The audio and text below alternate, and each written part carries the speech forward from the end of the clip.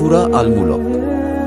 মহিমান্বিত তিনি, যাঁর হাতে সমস্ত রাজত্ব এবং তিনি সবকিছুর উপর ক্ষমতাবান। যিনি মৃত্যু ও জীবন সৃষ্টি করেছেন যেন তোমাদের পরীক্ষা করতে পারেন তোমাদের মধ্যে কে উত্তম কাজ করে। তিনি পরাক্রমশালী, ক্ষমাশীল। যিনি স্তরে স্তরে 7 আকাশ সৃষ্টি করেছেন।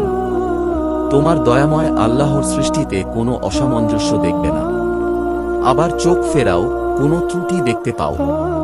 তারপর আবার চোখ ফেরাও, তোমার দৃষ্টি ক্লান্ত হয়ে ফিরে আসবে, ব্যর্থ হয়ে।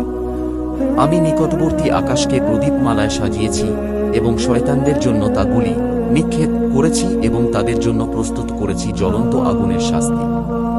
যারা তাদের প্রতিপালকের সঙ্গে কুফরি করে তাদের জন্য রয়েছে জাহান্নামের শাস্তি। কত নিকৃষ্ট সেই পরিণাম!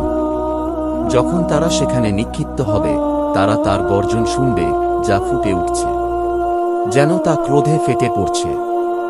যখনই কোনো দল সেখানে নিক্ষিপ্ত হবে জাহান্নামের পাহারাদাররা তাদের জিজ্ঞেস করবে, তোমাদের কাছে কি কেউ সতর্ককারী আসেনি?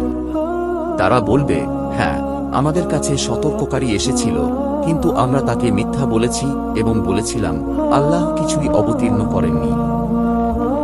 তোমরা বড় বিভ্রান্তিতে আছো।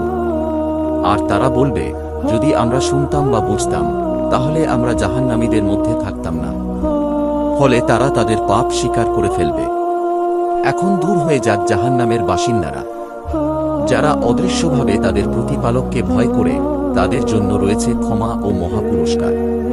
তোমরা গোপনে কথা বলো অথবা প্রকাশ্যে, তিনি অন্তরের সবকিছু জানেন। যিনি সৃষ্টি করেছেন তিনি কি জানেন না? তিনি তো অতি সূক্ষ্মদর্শী, সবকিছু অবগত। তিনি সেই যিনি তোমাদের জন্য পৃথিবীকে সহজ করে দিয়েছেন। সুতরাং তাতে চলো এবং আল্লাহর দেওয়া রিজিক খাও এবং তাঁর দিকেই পুনরুত্থান হবে। তোমরা কি নিশ্চিত যে আকাশের মধ্যে যিনি আছেন তিনি তোমাদেরকে ভূমিতে ধসিয়ে দেবেন না? তখন তা কাঁপতে থাকবে। অথবা তোমরা কি নিশ্চিত যে আকাশের মধ্যে যিনি আছেন তিনি তোমাদের বিরুদ্ধে পাথরের ঝড় পাঠাবেন না? তখন তোমরা জানতে পারবে আমার সতর্কবাণী কেমন ছিল।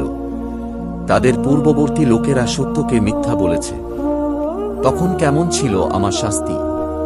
তারা কি দেখেনি যে আকাশে উড়ন্ত পাখিরা তাদের উপরে ডানা বিস্তার করে ও সংকুচিত করে? দয়াময় আল্লাহ ছাড়া কেউই তাদের ধরে রাখে না।